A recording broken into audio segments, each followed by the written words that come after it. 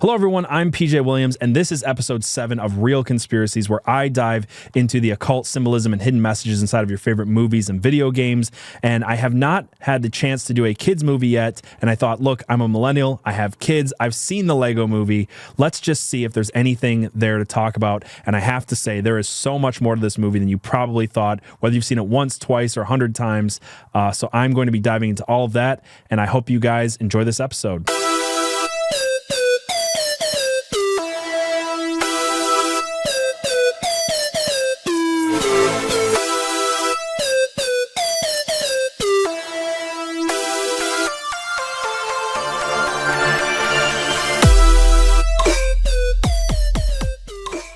All right, so my sister Elise Williams is joining me again today on Real Conspiracies. Last time we talked about one of our favorite movies, Constantine, and this time we decided to go in a direction we haven't gone on this show yet, which is kids movies. So welcome back, Elise. How's it going?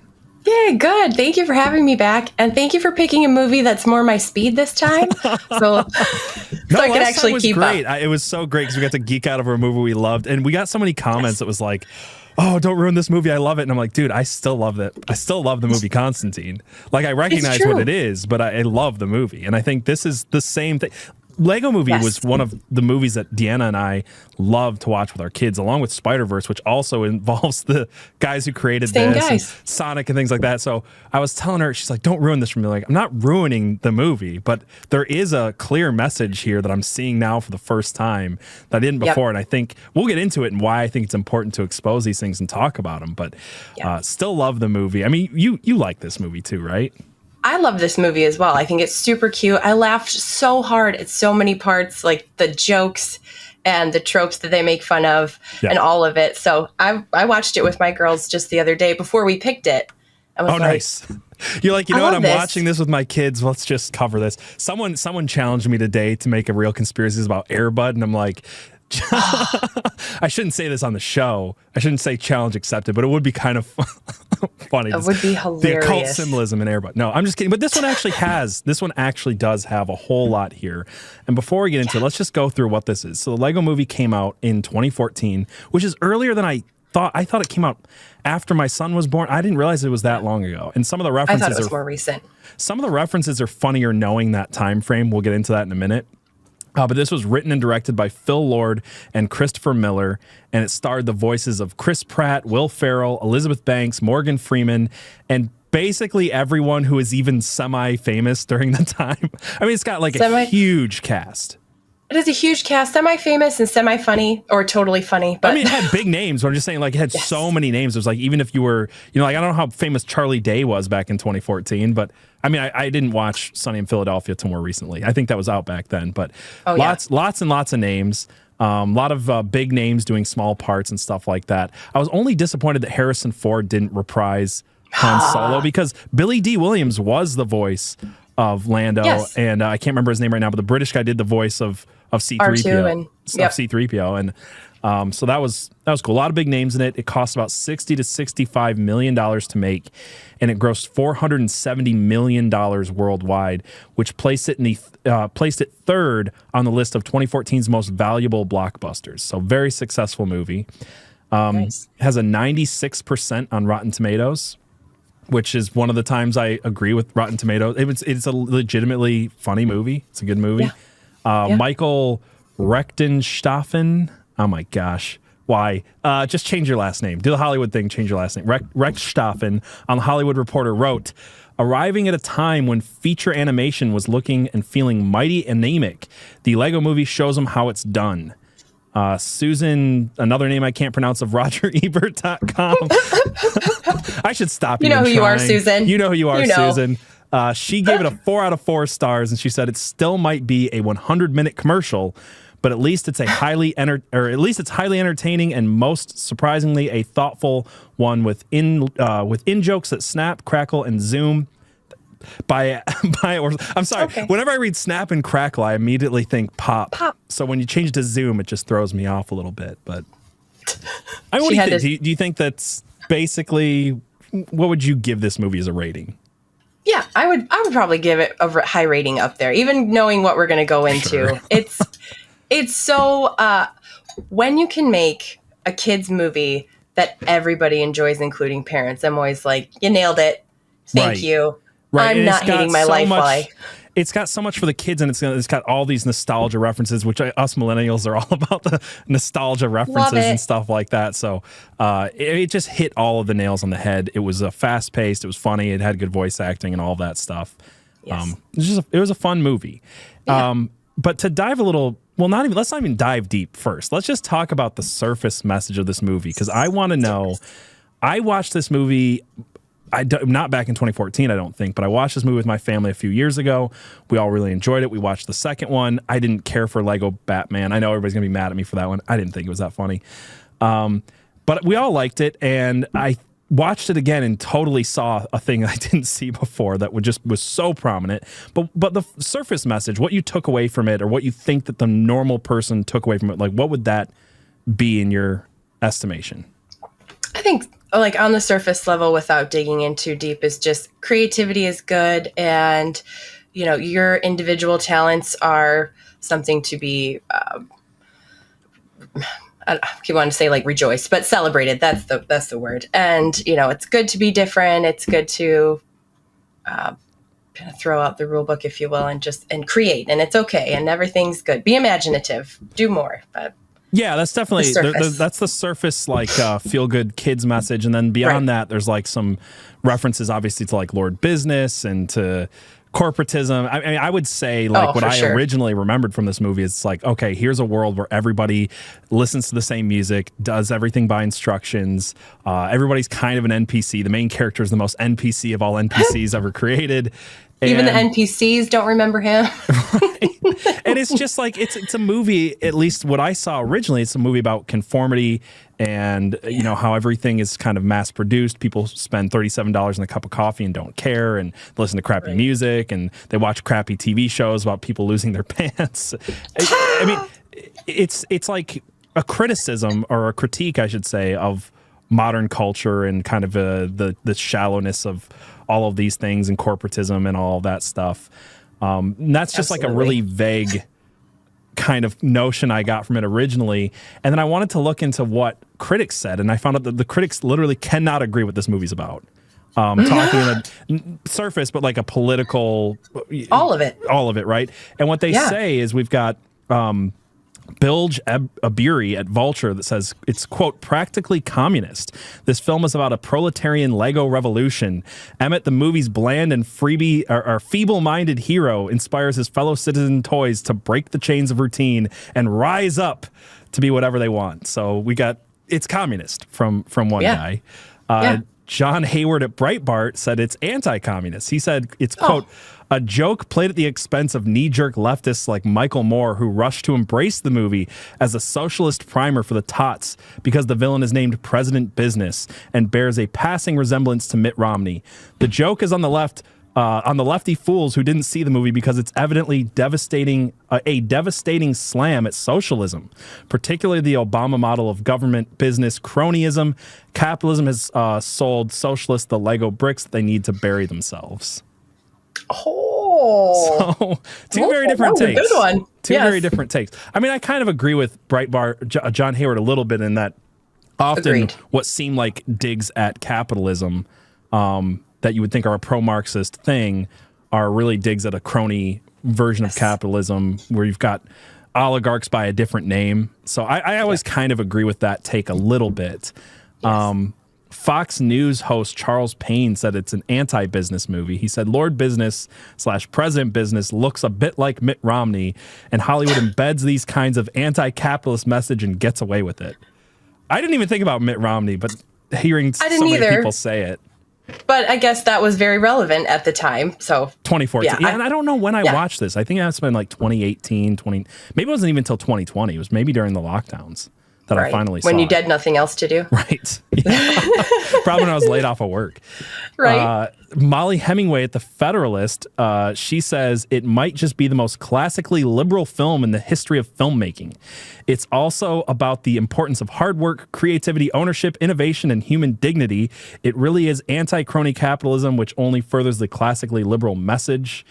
And one more, I got Ben Walters, The Guardian, says the film's comedy is laced with satirical digs at surveillance culture, built-in obsolescence and police brutality, as well as inane positive thinking. Its opening sequence shows a world in which a consumerist populace modified by the overpriced coffee and dumb TV shows is exploited by cynical leadership. And like Occupy, it asserts that it's okay, exciting even, to consider how society could be structured differently. It invites us to imagine other worlds. What's funny about all of these takes is that I can see how each one of them got that take on it. And even going into this, the first time I rewatched it for this podcast, I was like, what are they saying at times? Like, are you anti this? Are you pro this? I think we know the deeper meaning of it and we'll get into it, but there are times where you're kind of like, what are you saying? Right, and that's the thing is it's clear that everybody's missing what this movie really is about, because it is extremely obvious if you know what you're looking for. But on a surface level, it is a little bit of a jumbled message. It is a little, and I think that's because people who recognize cronyism as bad and people who recognize capitalism as bad are recognizing the exact same thing. We're all recognizing that there are huge businesses who can, we saw during COVID that you can, if you're big enough, it doesn't matter that everybody else gets shut down. Everybody else's business gets, people can go to Walmart, people can go to McDonald's, people can go to this, people can go to that. There's lobbying. There's all of these problems that are what crony capitalism is. And everybody's kind of looking at it from their lens going like, well, is it that capitalism itself is a problem? Is it that it's a socialist form of government that's disguised as capitalism that's the problem? And everybody's recognizing the same problem. And that's why the messaging is going to come through depending on your view of society and government and capitalism and how it's structured. So I got that was a little bit messy, but I also think it was really just a veneer for the deeper message and the things that don't make sense. The things that go, well, is that a pro that message? It's because it's none of those things. It has almost nothing to do. That is there. Don't get me wrong. Yes. But the things that don't make sense because they're not talking about government and politics at all. They're talking about spirituality. It's a spiritual film. Yes. Big time. Yeah. And I want to get into all of that, but I just want to first follow up on what Ben Walters said and comment about this whole surveillance culture meme that is throughout the movie. I mean, one of my favorite things is this poster that's being raised up. I've got my eye on you. And it's a very clear nod to Big Brother in 1984. There's messages all over the city that makes sense later when you realize that this character, President Business, is modeled on the kid's dad that are like, clean your room and, don't run. And because I said so and things like that, like all of these utopian society stuff. And they've got the Taco Tuesday, the bread and circuses to distract the masses and all of that stuff. I really liked the 1984 kind of vibe that it had. Yeah, they did it so well. And what I love too is that, again, on this surface level, what a brilliant way to write this, and that you can draw in everybody because you can get your own messaging from it. Again, on this surface level, everybody obviously gets their own take depending on the lens you're watching it from, like you said. So what a beautiful way to open this up to everybody so that everybody not only enjoys it, but they get something out of it on that level. Isn't 1984 exactly like that, though? I mean, George Orwell was a socialist who was questioning whether or not socialism, he was looking at socialism, the system that he thought he believed in. And he was looking at the pitfalls of capitalism, and he's basically makes this book where he's like, this is what socialism could turn into, and I don't know. So people today will call the right Orwellian, people on the right will call the left Orwellian. Everybody's calling everyone Orwellian. It's pretty clear which things are Orwellian in my mind, but still everybody's still even the people who are literally enacting things directly out of 1984 will use that cudgel against their political opponents because everybody reads into it what they want to read into it. Absolutely. And this movie's exactly like that. Yeah. Following up on the surveillance state, the thing you asked me if I wanted to cover this movie, and I was like, I remember one scene that had a very clear conspiracy message, and I remember watching it back in 2020. You know what? I know when I watched this now. It was in 2021 because after what I'm about to play, like this message felt like, holy crap, they said that in this movie, and it wouldn't have been that big of a deal pre-2021 for reasons you're about to see. So let's just play this clip. This is after Emmett is taken in by good cop, bad cop, and he's kind of explaining Octan's evil plans. Why else would you show up with that thing on your back just 3 days before President Business is going to use the crackle to end the world? President Business is going to end the world? But he's such a good guy. In Octan, they make good stuff. Music, dairy products, coffee, TV shows, surveillance systems, all history books, voting machines. Wait a minute. Come on, you can't be this stupid. Come on. I love it. I love it. They like say the it. best. I love it. He's like, look, they make everything. They make our history books. They make this. They make that. And then they make voting machines. I was like, holy crap. I can't, like that would not have been a joke in a movie after the 2020 election. No. So again, I love it when they say it and it's there and you're like, oh, they knew what was coming. They've known. Right. It's like they have the levers of control. These people, they control, like BlackRock is kind of the example of this. And I didn't even put this in my notes. We can talk about it later, but like BlackRock, the black cube symbolism, to get into a little bit of conspiracy stuff. I mean, his tower, like the top of the tower literally comes off in its own spaceship, and it's a black cube, like the cube of Saturn, this satanic worship black cube thing that you see in BlackRock from a company that, again, owns everything, owns the means of distribution, owns your history books, owns the natural resources, the media, all voting machines, all of it. And I was just like, wow, that was in a movie. Holy cow. A movie for kids. I just love that little dig there. I do too. And I had a similar experience too. So a while ago, I was watching this with my girls. I was being a really good mom. They were watching a movie and I'm playing on my phone, so I'm not paying attention. But there was a line, it's before this. Emmett's sitting on the couch watching TV before he goes to work, and President Business comes on. And he's like, you must follow the rules or we'll put you to sleep. And Taco Tuesday! And Emmett's like, yay, I love tacos. And he's like, wait, what? And then it changes to the show, Where Are My Pants? And he totally it's like, forgets never mind. it. I don't care. Yeah. Totally out of his head. And I heard it and was like, time out, hold the phone. Yeah. There's more to this movie. I know it. And then I started paying attention. Yep. Yeah, it was lines like that where it's just like, here's a huge thing that happens and everybody will move on because we've got Taco Tuesday and Where Are My Pants? That is, I love the critique on society in that way. And it's funny because it's not even it's hard to even call it a critique when it's like, here's the people who are making the bread and circuses telling you that they're making the bread and circuses to distract you, which is Hollywood. Hollywood is making the bread and circuses to distract you. Absolutely. And then laughing at you for it and calling you an NPC and all of that stuff. You guys are too dumb to even catch on. That's cool. Yeah. I mean, talk about revelation of the method. It's like if the belief actually is that, you have karma, and if you tell people what you're going to do and then they don't object, you can do it, right? So you can do it. If you believe that that's what is happening in Hollywood, this is an example of that. This is an example of, we'll tell you what we're doing, and we know for a fact that you won't give a crap. That tomorrow we'll distract you with another stupid TV. We'll distract you with Big Bang Theory or a spinoff of Big Bang Theory that I can't freaking wrap my head around that people actually watch. Sorry, but it's just young Sheldon. So I don't bad. know. Anyway. So bad. and terrible music to keep you from thinking, right? So everything is awesome and you just keep thinking these terrible songs that distract you from using your brain. It's just that noise that's in your head all the time. So you don't even get to think or follow things through to their conclusion. Right. Even if you had. Yeah. So let's go through the movie, because I think, and I mean, I was going to say, should we say what I think that this movie is, or just kind of go through it until it starts to make sense? I don't know. Let's go through it until it makes sense. Let's see how that goes. This movie opens up with Lord Business fighting against Vitruvius for an object of power. They call it the pieces of resistance. Pièce de la Resistance kind of joke there, which I didn't really find a deeper meaning to that phrase, just French for whatever.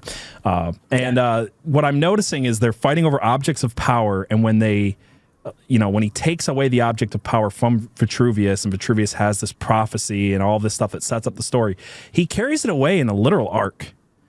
And I just thought that was so I didn't notice it the first time, but you see this ark carried on poles a couple of times, holding these objects of power, which seems like clear references to the things that were in the Ark of the Covenant. Yes. Did you catch that? Do you have any thoughts on it? I just thought it was really interesting. I did. I didn't at first, but I caught it later, and I was like, oh, right on the nose. Like, they couldn't... I joked in the beginning that there's the religious symbolism in this movie right from the beginning is going to be strong and it's going to be the point. Yeah. Let's hit you right in the face with it. No, but I made the joke in the beginning that we're picking a movie that's more my speed because it's more simple. But that's, I think, a big thing, and we'll talk about throughout all of this is the jokes are very blunt, and even the symbolism in this is very blunt and in your face. And you can choose not to see it. I mean, it was right there, and I missed it too, which... Same. But I think I didn't think about it at all the first time. It was so obvious to me the second time watching it. But we also said at the beginning, this movie works on so many levels, right? Entertainment-wise, it works on a level for young kids all the way up to adults. Everybody's got something in it. And to think that someone can create art and entertainment that spans those gaps, to think that they're also creating art and entertainment that spans the gaps of knowledge and the gaps of gnosis, of all these things, it makes sense, right? It's like, here's a movie that on the surface is what you want it to be. It could be pro-capitalist, anti-capitalist, big business, small business. It's a critique on society. Even if you're one of those people who aren't an NPC, you'll laugh at yourself a little bit and have fun. Kids will enjoy it because it's this wild tale with Superman and Green Lantern not liking each other. And you got all these like cool jokes going on and Legos and nostalgia and all of that. But like, again, in the story, it's like these layered pieces of lore, and so like they build on top of each other. Yeah, and again, you can see the surface layer, you can see the deeper layers, and all they build on top of each other. Like I feel like there's something that builds on top, like Duplo or something. Joke. Duplo, definitely. Yeah. So the prophecy is given. We get the opening sequence, and then it gives us 8.5 years later, which I thought was an interesting time. And I realized later on that that's supposed to be the age of the son. So it's like the dad is playing with the Legos, and then he has a son, and then 8.5 years later, his son kind of comes back and tries to play with his dad's set in the basement that he's not supposed to touch. And we get introduced to Emmett Bukowski, who is, like I've already stated, the NPC of all NPCs. He lives in a world of rules and conformity. That's his whole life.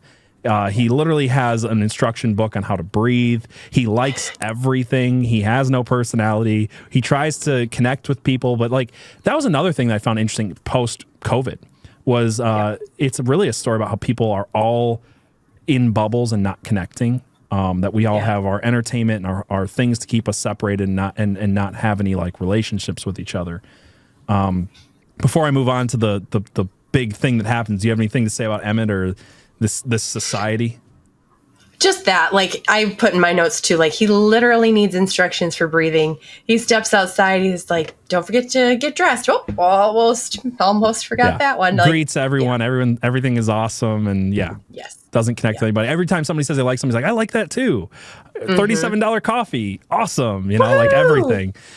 And he's living in this world of rules and conformity and NPC behavior until Wild Style shows up at the construction site, and he's the last one to leave the construction site. He sees her and he follows her. He follows this woman literally into the hollow earth, which I thought was so interesting because there's a lot of lore in Gnosticism.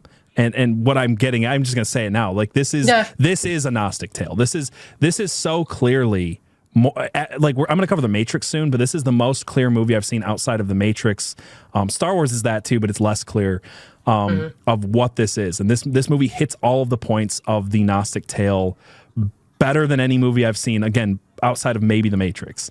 So he follows her into this hollow earth, which I thought was interesting. And then there's a point where he's falling through and he lands on a balance. And I don't know if you noticed this. Yes. But he's balancing between heaven and hell. He's got heaven on his right side and hell on his left side. And this is the first and not only mention of the left-hand, right-hand path. That's a continuous theme throughout this movie. In Kabbalah and other religions, you've got chakras, and you've got this left hand, witchcraft, whatever. You've got this left hand, right hand path, and the left hand path is chaos and all of these things, and then the right-hand path is order, and you've got, I mean, I'm oversimplifying, but that's one way to look at them. Heaven and hell, good and bad. There's lots of different ways to look at left hand, right hand, depending on your view. But they both will lead you up to the top crown chakra. And you get this right in the beginning, and he balances between heaven and hell, left and right. I want to come back to that concept in a minute. Yes. And then he falls down all the way until he's laying in front of a glowing red object of power. And it's kind of on this like almost blobbish tree looking. Is that too much of a stretch to say it looks like in a blurry way an apple on a tree?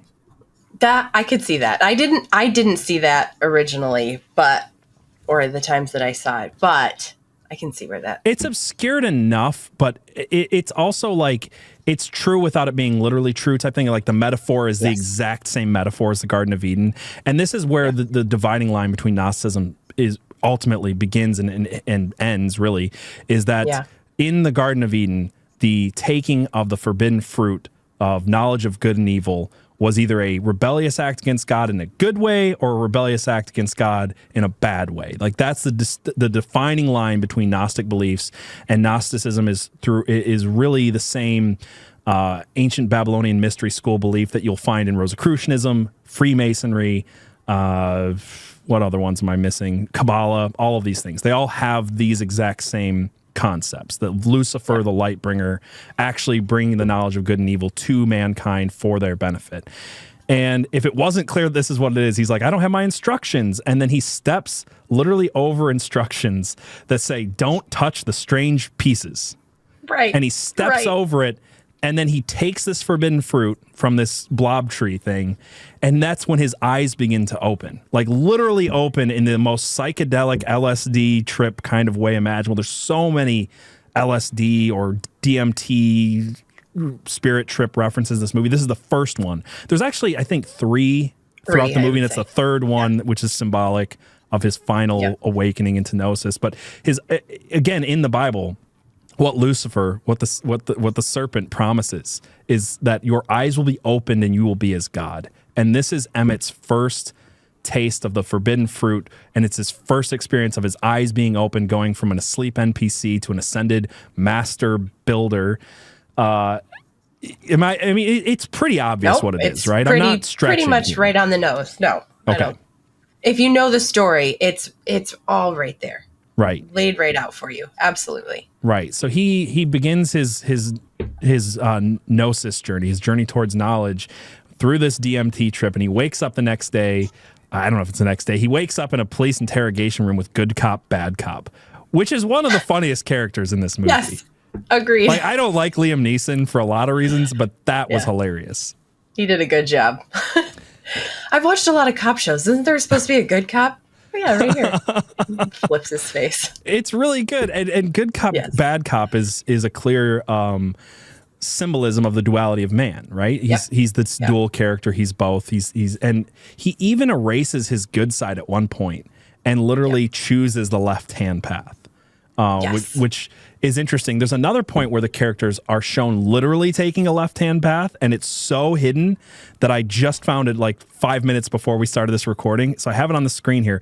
When they're escaping, this is later in the movie, we'll come back to it, but when they're escaping that like old Western town, they go through this hatch in the ceiling, and I don't know if you can read it. It's so, you have to really pause at the right time. It says left only, and they literally go in this left-hand path to begin their rebellion against God, against Lord business, the Lord God. Yes. I mean, Lord it's pretty clear the more I point this out. I think even if you're a little skeptical at this point, listen to the episode, hear it out, because it just wait, gets there's more obvious, right? Yes. And I think you broke it down really well when you and I did Constantine, and I know you and Abby talk about it a lot in, obviously Conspiracy Pilled. So if you need more, and PJ doesn't give it, there's more out there. There's more. Don't worry. It's he's talked about it a time or two. I've talked about it a few times. I get messages all the time saying, "Where do I learn about Gnosticism?" I'm like, "Well, you watch my show, but I'll give you some places I learned from it." Because I talk about it a lot.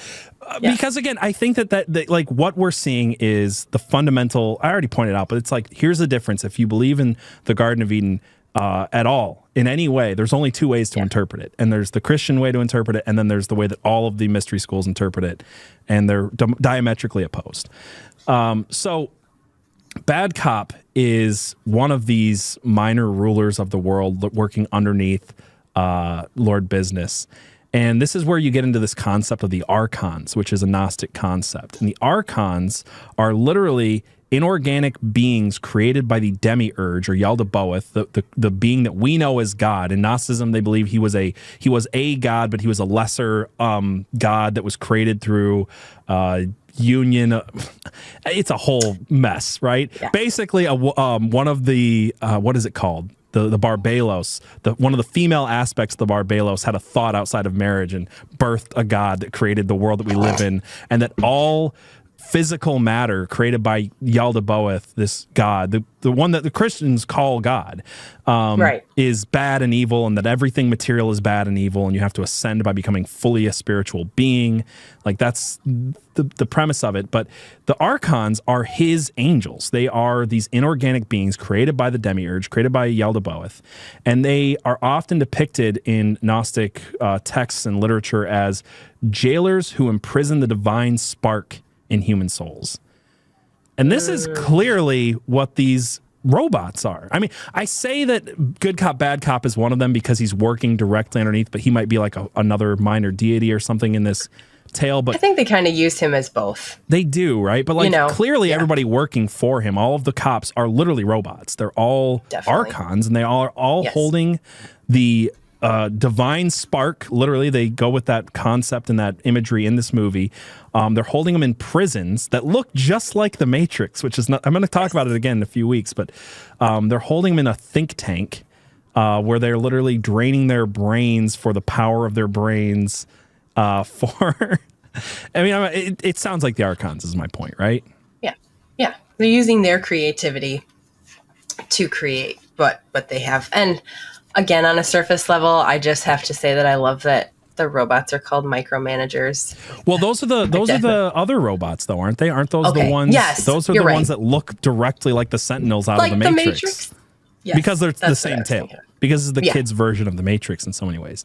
So I was trying to figure out, like, are those the archons? Are the others the archons? Is there another classification of being? I think that based on certain readings that I've read, the archons in some texts have them as like floating tentacled beings, which again is where you get the Sentinels and the micromanagers. So those are probably the archons. So maybe the robot guys are like a tier underneath them, and there might be another name, but I'm not sure exactly what it is. But I found this interesting thing, this page about the lore of archons, and it says that the archons are known as the Lords of Order. So again, think right-hand path, and this movie's showing the left-hand path. They're known as the Lords of Order, and they represent the other side of the coin of the universe. They represent the yang side of the cosmos. That is, the archons personify order, light, time, and masculinity, while the Lords of Chaos, the aeons, represent the yin side. That is, they personify chaos, darkness, space, femininity, and Gnostics believe that the order is evil and that chaos is good. Does that show up in this movie pretty apparently? Just a few times. Like, Lord Business literally says, all I want is total perfection. And that is the whole thing that he's doing, is the chaos is too much for him. And that's why he needs the Kraggle or the super glue. I don't want to jump ahead. Yeah, I mean, if you're watching this, I hope you've seen the movie by now. We're going to spoil a little crap out of it. I didn't say that at the beginning because I feel like it's a given. But yes. Spoiler warning, alert. I guess, a little late. But yes, I mean, that's the point, is like literally down to, this is when you need to breathe. Like, the instruction manual is a stand-in for the Bible, and it's how you do everything. And Lord, quote unquote, Lord Business is a stand-in for God. And you've got all these other stand-ins, and we'll come back to that concept in a little bit. But it's very clear that the heroes, the aeons of this story, are the aeons of chaos, right? So. Yeah. Before, I want to come back to that concept in a minute, but just to follow the timeline, after he's with Good Cop, Bad Cop, he literally tells Emmett that the world is going to be destroyed in 3 days, which is pretty symbolic. Coincidence? I think symbolic. Not. Yeah. And that so then Wildstyle comes in. She rescues Emmett from the Archons, and she shows him other planes of existence, and she introduces him to Vitruvius. What do you want to say about Vitruvius? I mean, Vitruvius is Morgan Freeman as a hippie cult wizard guy. So yeah, again, hilarious. Love his Morgan character. Freeman is hilarious for sure. Yeah, he does, and it's again, it's really funny because they play on this trope and they make jokes about him and like how hippy dippy wizardy he is, but also he is wise and he's not a joke per se, but they're still like poking fun at the trope. Idea. Yeah. Yes. The trope of the Ascended Master and the Mr. Miyagi of the story. Yeah, for sure. Right. The Obi-Wan, whatever you want to call him. Gandalf. I mean, he's a little bit of all of these things, right? Yes. But yeah, Vitruvius is a completely spiritual being and he literally does become a spiritual being by the end of the movie. And the Gnostics believed in a contrast between the spiritual realm of light and goodness and the material world that's all evil and all corrupt. So it's never more clear in this super spiritual hippie guy who's dressed in white and he's light and good and wonderful and all these things, and Lord Business is dark light and coming out all of his material eyes and all of these things. And what I found about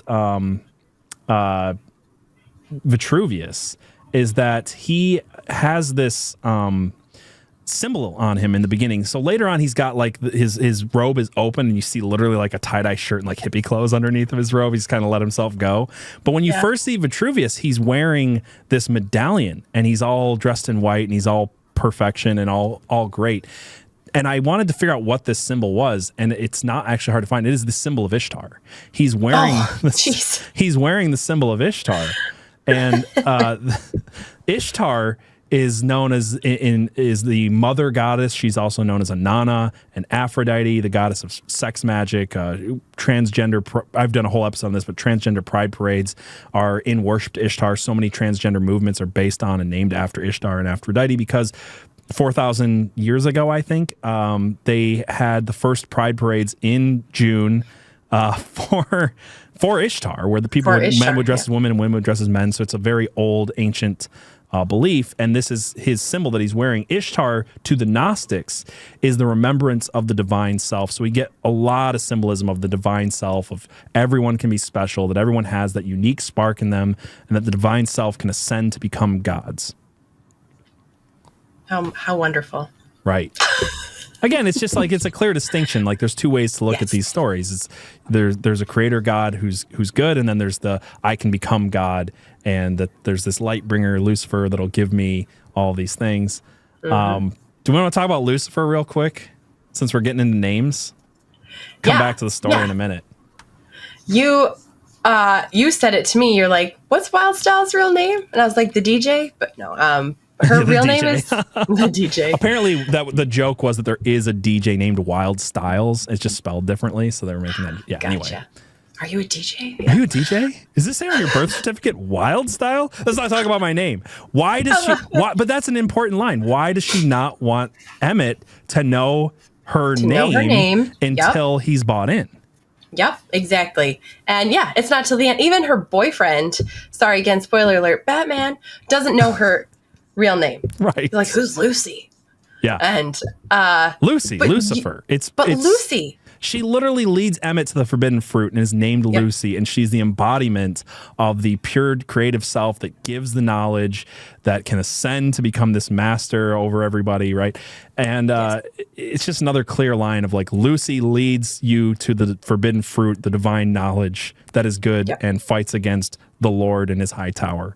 Exactly. I thought it was pretty clear. Deanna thought I was insane for saying Lucy is a reference to Lucifer. I'm not the only person who's noticed it. I noticed it when I watched it, and then I read other things, and I noticed other people noticing it. I'm like, okay, I'm not out on a what would be the female version of Lucifer? We have a whole episode, or a whole, if you guys want to read this, on conspiracypill.com, we have an article. It's a great article that talks about Lucifer as the divine feminine. I think it's called Satan is Trans, actually, or something like that. Really good article that goes into that. But what were you saying, though? It is fantastic. But, okay. So what would the female version of Lucifer the name be? Or even just if you shortened it? Right, exactly. I found this out about... Oh, go ahead. Nope, go ahead. It's fine. Oh, if you had I more don't to say about remember. Lucifer, I was going to bring up Emmett's name. Just the simple fact that, like, how much can be a coincidence, right? Like, At a certain point, much- the coincidences stack up, and it seems clear that there's a message. yes, exactly. Especially when this is so clearly a Gnostic story. Well, with I the don't think names too. I mean, let's go into Vitruvius's Yeah. name in a second, but Emmett, Right. the NPC who becomes truly alive, right? Emmet is the word that was inscribed on golems in Jewish folklore, E-M-E-T, which means That's truth. right. That's right. So he I is forgot literally that. a golem Truth. brought to life. He is truth. So Lucifer leading the truth, leading Emmet, this NPC who becomes alive to truth. And then she takes him to Vitruvius, who is a worshiper of Ishtar, and Vitruvius is a representation of the perfection of man. Yes. Vitruvius was a first AD Roman architect who wrote a whole book on it, and then Leonardo da Vinci then took the idea of the perfection of architecture and brought that into the perfection of man, which is where you get a lot of ideas of master mason. We'll come back to, but according to Da Vinci, the correlations of ideal human proportions with the geometry described by the ancient Roman architect Vitruvius is what the Vitruvian man is. Yes. So you have this whole idea that he is the perfection of man, which is the point. It's not that after the fall man is corrupt and needs a savior. It's that man is perfectible. And in fact, this concept of man is perfectible is why Vitruvius holds high esteem in Freemasonry, and it has temples named after him and all of these things. So like the idea of the Vitruvian man and Vitruvius and the perfection of man is the point of Gnosticism and is the point of Freemasonry and is the symbol is not unimportant. Sorry, what were you going to say now? No, not at all. And also, and just like the man being made by a god who's not perfect in and of himself. Like he was just kind of this like lesser god. Mm-hmm. And we'll talk about this, I know more too, but nothing's our fault. Like this is how we were made. We can ascend higher than it, but it's really the man upstairs. Yeah. And it's literally his fault that we are this way because that's who created us and made it. Right. We can ascend. And that's what Vitruvius does. He takes Emmett on a spirit quest, and he takes him to this plane of existence where he basically is like, look, your mind is already empty. You've perfected transcendental meditation Yes. to the point that you would become a great master builder. And I think it's pretty obvious what I'm getting at with that. Master Mason is the clear thing, right? It's pretty clear that that's what it's saying. If you missed it, you probably think we're stretching everything anyway. So He does. He takes him on this vision quest. He tells him that he can become a perfect master mason. And where was I going with this? He talks about the man upstairs. He's like, I'm having visions of the man upstairs. So this is his second LSD inspired trip. Yeah. And what's interesting about that is after this LSD inspired trip, he takes a rainbow road to what is it called? Cuckoo. I have it in my notes here. Cuckoo Land. Cuckoo. It's like Cloud Cuckoo Land. Yes. But what's interesting about the Rainbow Road is that this is what people say they experience when they go on the other side of a DMT experience. So he's taken him to a higher realm through a DMT experience to Cloud Cuckoo Land to speak with the principalities and powers and rulers in a high place. These literal master builders, master masons. Yep. Did you do a little bit of research on, I think, because we were talking about this, about what, like, where Cloud Cuckoo Land comes from? Because I have some notes on it. So this comes from The Birds, which is a comedy written by the ancient Greek playwright Aristophanes. So again, you got to think, like, if there's so many obscure sounding things to classic literature and classic people, it's probably because they have an idea going back to these ancient mystery schools that they're trying to tie in. It's not an accident. So Cloud Cuckoo Land, the story is basically that this is the realm that separates gods, or separates the gods in Greek mythology from humankind. And it follows this character named Pistheratarius. I'm totally butchering that again. And he convinces the world's birds to create a new city in the sky and he obtains control over all communication between men and gods, and eventually transforms himself into a bird god and overthrows Zeus to become the new leader. The new leader. Oh my goodness. It's Lucifer. It's Lucifer stepping in between man and God and becoming the new power in the cosmos. Yep, absolutely. And again, creating this being by himself that can do this, right? So, right. Yeah, well, it's also interesting to think, like, if you're representing, because this is kind of my point in this, is people say, is this a stretch? Should I let my kids watch this? Why does it matter? I don't think there's a problem with letting your kids watch this as a Christian if you're explaining to your kids the truth. Yeah. But I think that in a society that gets the Gnostic fairy tale through Star Wars, through the Matrix, through everything over and over and over again, you eventually develop a view of God.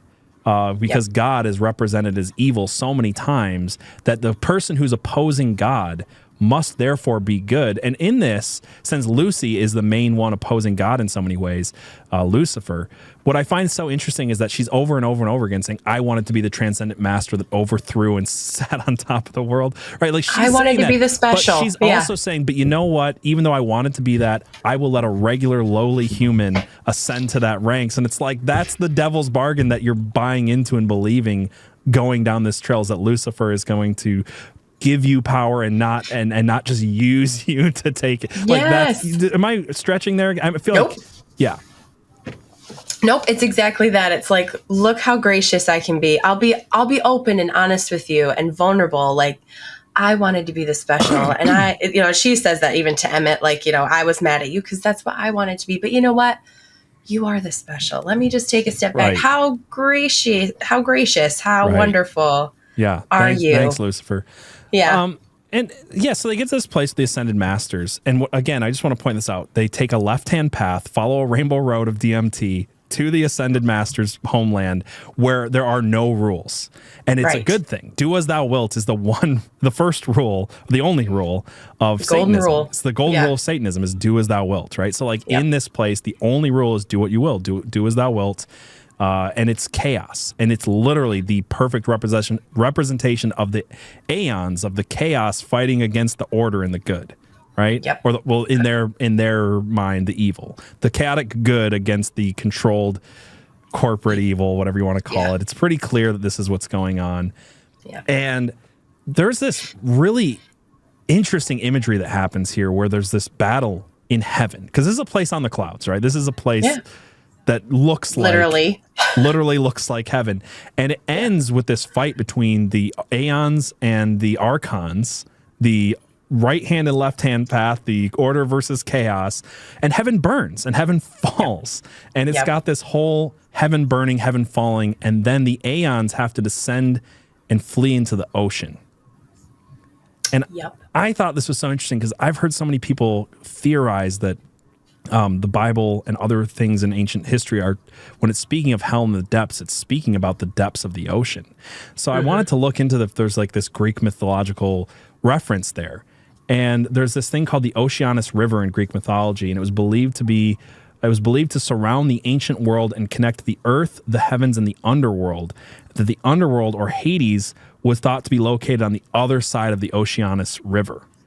And through this, I just got this whole Paradise Lost imagery of, here is the war in heaven, the people who want to have a peaceful existence without all of the rules of God, and what an evil God he is to enforce rules. And now we will descend, heaven will fall in a giant fiery battle, and we will descend into the depths of the earth, once represented as hollow earth, now represented as the depths of the ocean.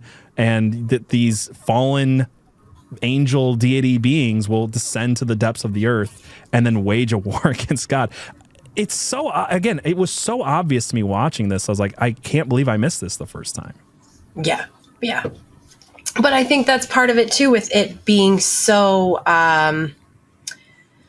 like the narrative of the movie, or the blueprint, if you will, is so much what we see so often with hero stories and the chosen one stories and all of that you don't look for it because it's like, this is the same old kind of thing that we see all the time.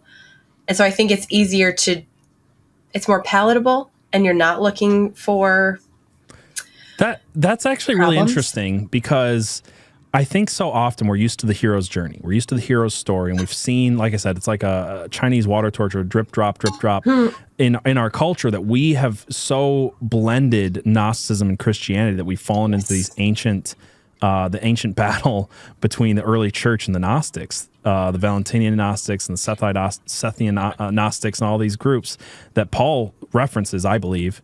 And was where the word heretics originally comes from, is talking about I think that specifically it was about the Valentinian Gnostics way back in like 150 AD. Right.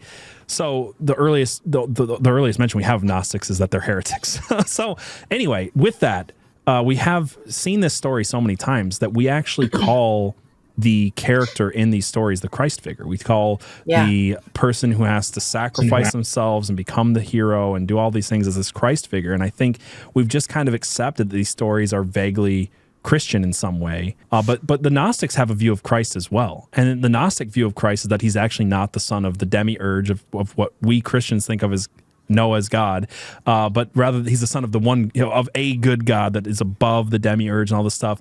There are certain Gnostic sects that believe that Jesus wasn't physically here, that he was a complete spiritual being and a manifestation. Other ones that believe that he came as a man, and then because he ascended through, to the top chakra and his inner spark grew, and like we can all be like Jesus and grow and become gods ourselves. So like, when we kind of accept that because it has a chosen one self-sacrificial storyline, that it's innately, at least partially, somewhat Christian, we just kind of accept that into a Christian Western culture without questioning it, because I don't think a lot of people have even studied or know about Gnosticism. And I think that's a big fault of the church for not teaching the greatest and oldest heresy in Christianity.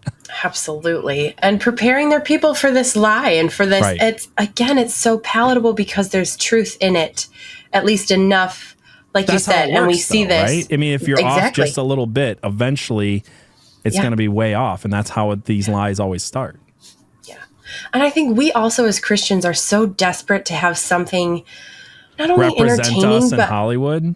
Yes. Yeah. And so we're just like, oh, there it is. Oh, we got to win. We got something. And it's like, this is not even remotely close to a win for us. If anything, we're helping to spread the divide. And don't get me wrong, I let my kids watch this movie. I'll say that again, and I will continue to. It's also my job you're teaching your to kids, educate right? them. You're educating them so they'll recognize these things one day. Yeah, I agree. But again, if this is being drip dropped on a culture with kids who are being raised by a TV and not being told anything about God or faith or religion or anything, or being given any tools, they're just going to kind of develop a sense of this is who God is, and this is, and I think that we're seeing the effects of that in our culture because it's been going on for so long. But yeah, I mean, so they descend to hell, the ocean, whatever, after this. Yeah. And this is where they start to wage a war on heaven. I mean, that's the only way. I already said there was like heaven, but like, again, in the Gnostic view, it's very different. So they're waging a war on God. Let's just put it that way. So they're waging a war on God, who sits, the Lord business, the standing for God, who sits high above everyone else and literally throws anyone he doesn't like into an abyss. And the Tower of Infinity. Yeah. Or the Infinity Floor or whatever. But right. And I think this is where it just becomes like, it starts to become really clear. So tell me if I'm glossing over anything, because like there's a lot of interesting stuff that happens and it's really funny and it's a really fun part of the movie. Yeah. But as far as like the symbolism and the story goes, I think there's only two big things that happen after this. And that is that through this battle, Emmett sacrifices himself and then escapes the simulation. And he escapes, again, the prison planet, the simulation, all these ideas that are present throughout Gnosticism. And this is where I find it so funny that no one pointed this out. The first thing that he does when he escapes the simulation is that he meets an obviously Jewish child. And I'm just like, okay, I get it. This is Jesus. And what's interesting, because a lot of people think, this character represents Jesus. And I'm like, Vitruvius. Let's talk about Vitruvius for a minute. Like Vitruvius, because you asked me this question before, and I'll come back to the Jewish child in a second. You asked me if there's a connection with why Star Wars and this movie are both Gnostic tales, and yet they have what's this correlation with the master who becomes a spirit? And that is because, again, in Gnosticism, that is the highest realm. to completely divorce yourself entirely from the physical all the way and to become a pure spirit being is showing that he is the most ascended master. So Vitruvius dies in this scene, in this final battle, but comes back as the ascended master, just like Obi-Wan dies against Darth Vader, the evil lord of order over the chaotic rebels, and Obi-Wan becomes a purely spiritual being. That's the highest ascension in Gnosticism. So when Emmett sacrifices himself, he escapes the prison planet, wakes up in the real world, meets this Jewish child who's at odds with his father, the man upstairs. Literally, so if the man you didn't upstairs. get the reference that Lord Business is the Lord, they also call him the man upstairs. He then comes down from upstairs and says, I need order, you want chaos, and there's this battle between Jesus and God, which is actually what the Gnostics believe. They don't believe that he came, again, from the demiurge, he came from another god, or that he's actually here to save us from the demiurge, that we can ascend past his realm of strict control and whatever to this free-floating wonderful thing with a Barbalos up in the sky or something. And I just find that all interesting. Is like I heard so many people break down this movie and they never got the reference that the kid is Jesus and that the dad is God, and that after he sees that he's a man in the world, he's not the creator of everything, he's just the creator of this one realm, as the Yaldabaoth would be in Gnostic mythology. He goes on his third and final LSD trip and gets it back to the realm full of gnosis, full of knowledge. This is his final ascension to becoming a master mason, a master builder with the full knowledge, and that's how he kind of saves everybody. Did I miss? I mean, I know I talked a lot. I wasn't trying to talk over you. Did I miss anything? No, there's a few things I wanted to touch on too. Like one, Will Ferrell, when he comes downstairs, he's dressed like your typical business dad. Like, he doesn't look like he's anything special or anything that's. That's kind of the point, though, isn't it? Exactly. I think that is the point. Like, he comes downstairs like, oh, it's just this middle-aged dude in his work outfit, and he's just trying to find an outlet because he's just like us. He's overworked and stressed and whatever, and this is how he deals with real life, right? And then also what I thought was brilliant. Like, I give a lot of kudos. It's a brilliant film. Don't get me wrong. It's a good film, even if I disagree with the creator's mythology. Yes. But I mean it tongue in cheek in that you're so good at making it heartwarming for parents too. Like, again, this surface level, like, oh, this dad realizes that he's being way too strict and not letting his kid be a kid and not like including his child and all this, and what a heartfelt special moment to see like this father and son come together, and the dad finally understands the kid, and like how beautiful is that? And as a parent, you're kind of like, oh, that's cool. I got to remember to do that too. And everybody's calling their dad after the end of the movie. Yeah. I'm sorry, Dad. I love you. You're hugging your kids a little closer, but sure. Isn't that also the Gnostic thing? Like, God needs to come to not Jesus, but Lucifer, and kind of like patch things apologize. up. Apologize, patch things up. And that is what it is, right? Is that you can rebel against God, and that God was wrong because he's an imperfect creature like the rest of us. And we can even ascend past him, right? I mean, that's the whole idea. The kid is showing that he is more ascended than his father, and Emmett then is more ascended than his father. I heard a ritual magician, I read an article from a ritual magician who watched this movie, and they said that they loved the movie because Emmett, when he finally enacts his will, when he stops becoming an NPC, he wiggles just enough, and that wiggle is a shockwave through the world. And they're like, look, us ritual magicians don't think that we can do this, and the other, but we can cause these little ripples that go throughout the world, and the magic that we do in witchcraft or the occult. It's not big magic, but it's magic that's meaningful over time. And it was like this whole thing. I'm like, yeah, they're getting it. They're getting that that's what this movie is a cult. The occultists get that the movie's a cult because they're versed in this stuff. And that's why that's kind of my mission, as a Christian in this space, is to like show Christians like they are talking about it because they know, and we just don't know what they're talking about. And we're kind of accepting all of these things and maybe even shifting our views on God and religion and everything just a little bit every day because we're just accepting a little bit more of this Gnostic idea. So much so that there's like whole Christian clothing lines about how we need to become fully spiritual. And it's like, we talked about this in Constantine, but it's clear that the merging of the physical and the spiritual is what God is talking about in the end times, and not a complete separation. So exactly. Yeah. And I think, oh gosh, there's so much here. So, you know, at the end of the movie, well, okay, I have like 3 things. Sorry. Yeah, go ahead. So you even see it. So you see it with the son and the father, Will Ferrell and his kid. Mm-hmm. But you see it with Emmett and Lord Business too, which is also very much an Anakin Luke situation. Oh, yeah, like, good point. You don't have to be the bad guy. You are special. Like, you are wonderful. You don't have to do this. And that's what kind of like turns them around, right? Right. So again, just like pounding that in even more. Like, if you didn't catch it here, don't worry, we got it here too. Catch on to this. And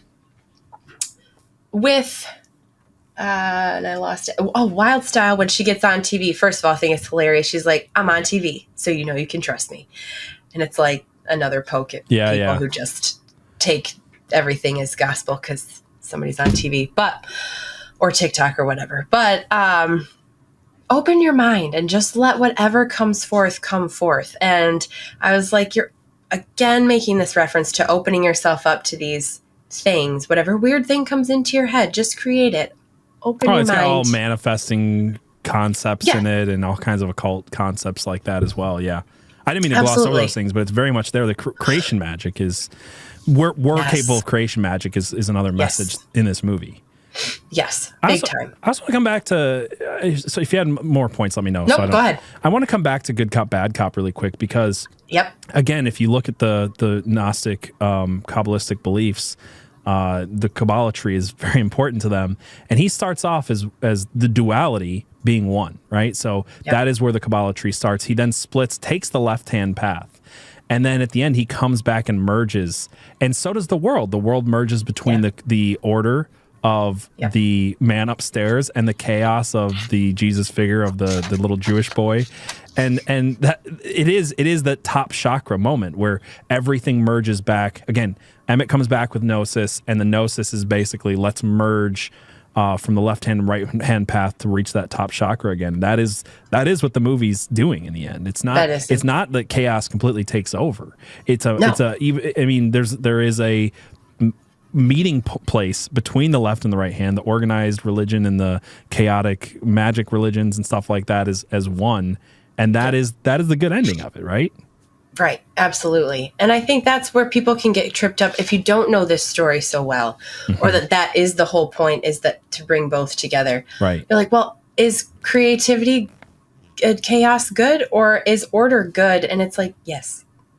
The answer is yes. Because the idea in their mind is that you can take either path as long as you ascend. Right. As long as you get to that top chakra. So you could take Will Ferrell's path and you could be about organized religion and order and Mitt Romney and whatever, that they say he is. You can be Mitt Romney and you're fine. You can be Mitt Romney and not drink coffee and whatever. Or you can be, Lucy or whatever. And that eventually, as long as they both come together at that top chakra moment, then the world is an actual utopia, I guess. Right. Until the Anunnaki or whatever the hell those Duplo blocks the end represent, which is another episode for the future, getting into whatever Wanabe and like all the transgender messaging that happens in the second one. I don't know. It's been a while since I've seen the second one, so I might be totally misrepresenting it. I'm just going off of like what I remember about it, but it has its own set of occult beliefs in it for sure. So yes. Yeah. You take that and shove that down your throat. Maybe the next time you and your girls have a movie night, we'll just get on and talk about. There we go. We'll talk about Lego Movie 2. Number 2. Oh yeah. Well, thank you so much for joining me on this. Thank you for doing this one with me. I know it was like it's very random, but there's so much here, and I'm so glad we got to talk about it. So thank you for having me. All right, that was episode 7 of Real Conspiracies. I hope you guys enjoyed it. If you did, please give this a 5-star review anywhere you listen to podcasts, or if you're watching this on Rumble or YouTube, give it a thumbs up and share it with a friend. And until next time, keep it real.